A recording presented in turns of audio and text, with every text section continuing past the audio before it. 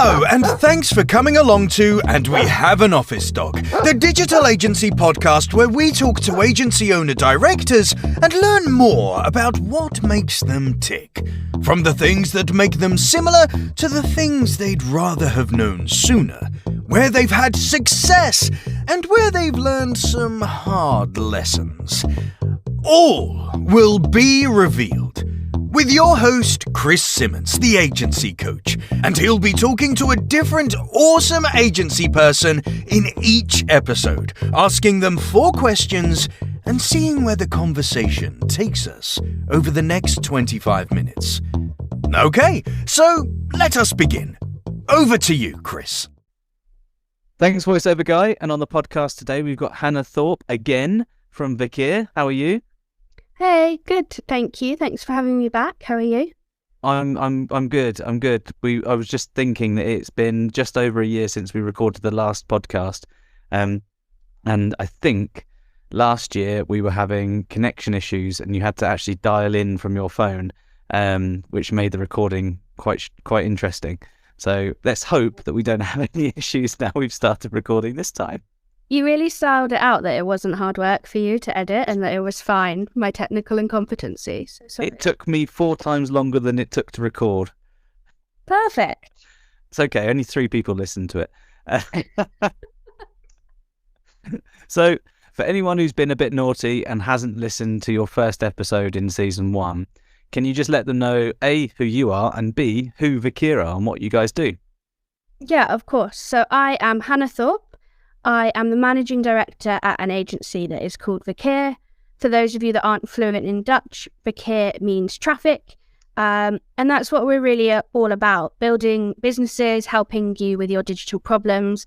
And we like to talk about it that we demystify digital. So we hopefully make it easy to understand. And we do that through offering consultancy, SEO, paid search, and paid social services. Lovely. And that hasn't changed a huge amount since last year, which means you're on focus. Yeah, still achieving the same things. Perfect. There we go. How much search have you demystified in the last year? Quite a lot? Some would say too much. Yeah, a lot. And actually, I think what we're seeing, like the way the market's changing, like we're just finding a lot more demand for like straight talking help in digital, which is great because that's definitely how our agency communicates. So we're glad to see that happening. Good. So over the last 12 months, there's been a lot of things that I've seen. We've spoken a few times in the last year about agency life. What's one of the kind of the major changes or developments that's happened in the agency in the last 12 months? What have you adapted to or built into the business? God. You know what? Agency life is so short term. Every example I can think of is things we've done in like the last 2 weeks, which is just horrifying, isn't it? I would say as a general theme, what we've done is actually we've shifted our structure a little bit to enable our managers to choose their ratio of client-facing work versus specialisms. Okay. So we've really like leaned in on the fact that some people are technically brilliant but still want to talk to clients, but not as much as somebody else. So if you want to be 20% client-facing and 80% delivery, you can. And if you want to be 60% client-facing and 40% delivery, you can. And we've kind of built a resourcing structure that really works for that. And I think what we've seen is that's really helped our hiring and recruitment because actually people do want the flexibility to kind of define their own role. And for as long as we can make that work and we have a system where it works, we really love to offer that to people. And I think something that you've clearly forgotten that you've done in the last year is you've put an awful lot of effort, I think, as an agency into defining that outward narrative. I think you've been through site redesign, not only just as a basic, make it look pretty, but you've also kind of done some narrative work around that. And I think that plus some focus on how you deliver your account management that's quite a lot of work.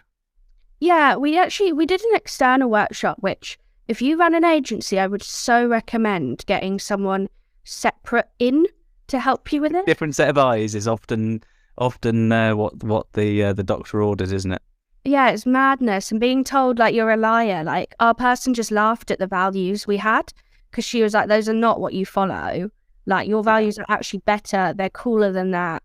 They're clearer. They're stronger in your business. So yeah, I think that external set of eyes. And then that was probably around the time we recorded last time. And then we spent a year really executing on that and seeing that kind of come through our work. And now in our one-to-ones, like, people actually, your manager sits and says to you, like, how are you fulfilling those values that we all defined together? You can't get promoted unless you can prove you're fulfilling them. And they've really become part of everything we do, which has really helped.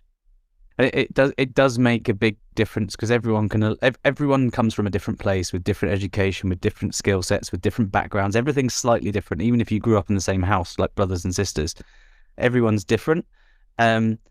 And if you can create a shared set of values, it doesn't mean your actual personal values aren't as important, but there's something which as a team, you can share a small amount of something which you all believe and hold true. So it makes it a lot easier, doesn't it, to, hire, keep traction, and also, sadly, if you need to, fire.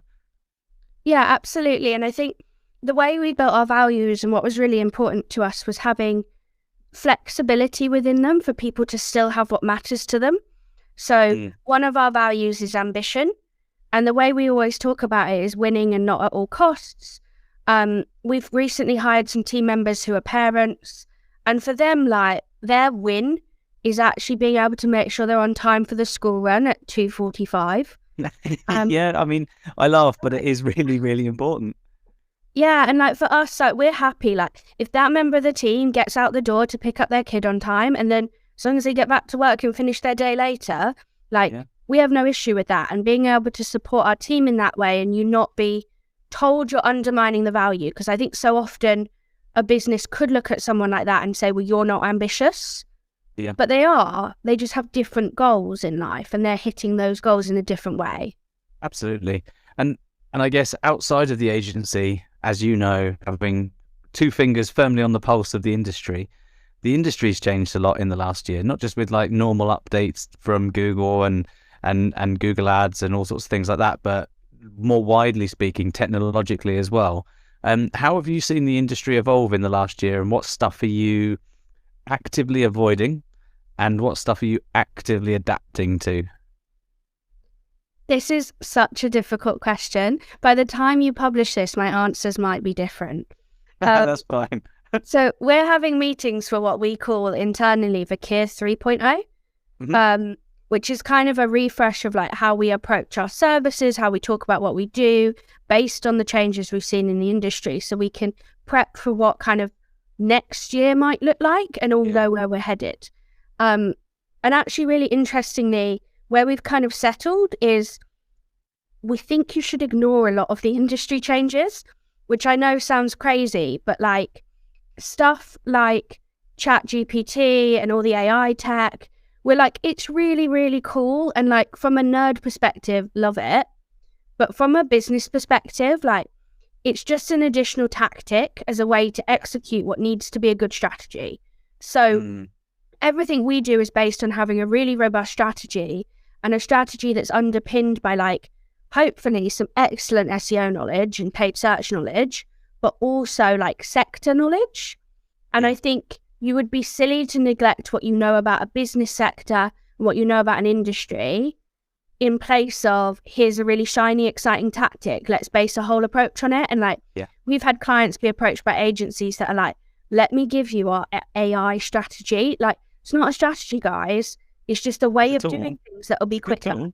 Yeah, exactly. So I think for us, it's about like seeing through the noise as to, is it actually changing, or is it just changing how you execute? And for us, we don't want to make business changes that are based on a tactical tool. We want to make business changes that are based on an industry trend, like something significant changing in the market, rather than just a way to make things quicker. Yeah. I think there's aspects of things which you can probably in the business immediately see are useful for the tool, but if you built your business around it, crikey, yeah.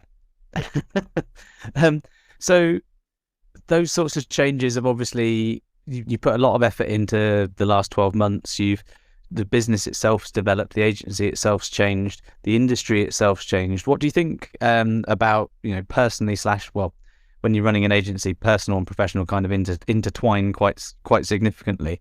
How do you feel from a personal / professional growth point of view that you've changed in the last year? My team You were perfect beforehand, I guess. Is that what? I think my team would tell you a lot's changed. I think, we've really, as leaders in Verkeer, doubled down on working with our coaches a lot more, in understanding kind of how we communicate. And we always call it how we get off the roller coaster. When you're running an agency, you have the best day and then promptly followed by 3 days of hell. Yeah. And I think you can get addicted to that.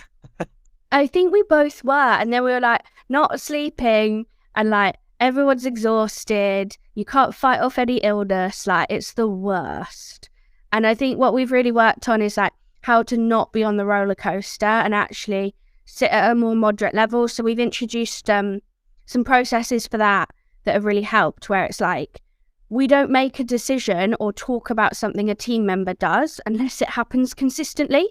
Yeah. So if you are late one day, I don't have a rage about it either to you or by myself, depending on what my execution would be of that.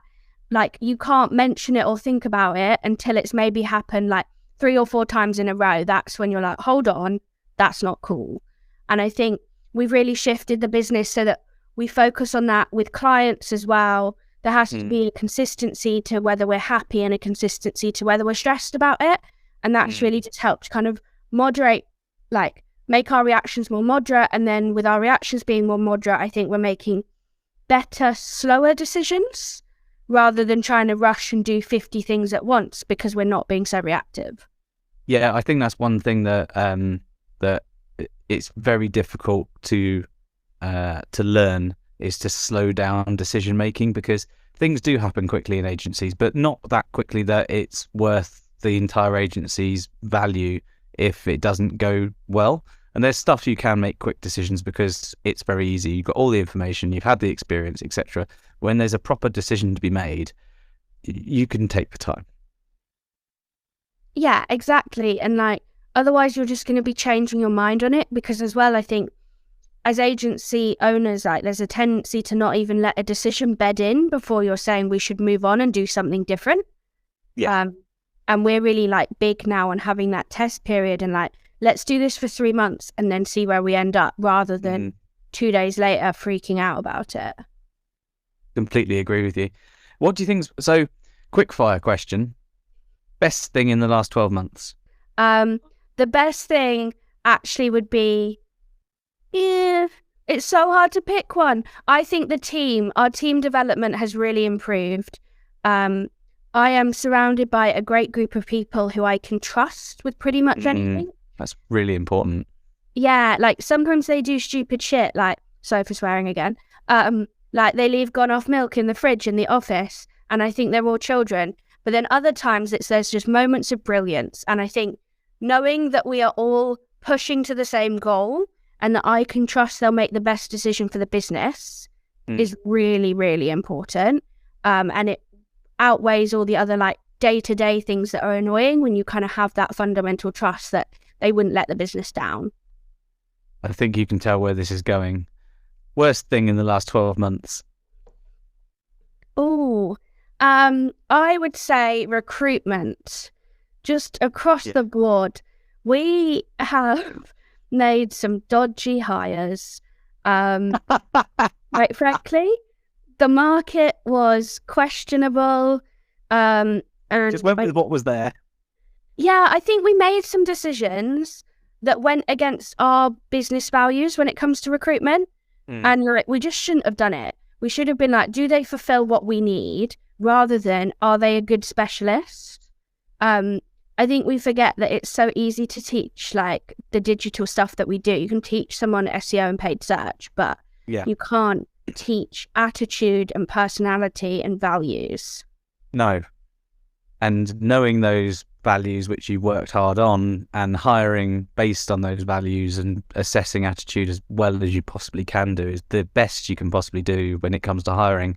And it gets less and less as you're more and more used to and comfortable with that kind of feeling. But you will always hire someone who does really well in interviews, comes really highly recommended and does well in interviews, does really well in interviews, comes highly recommended and spends 3 months being excellent, and then they're not.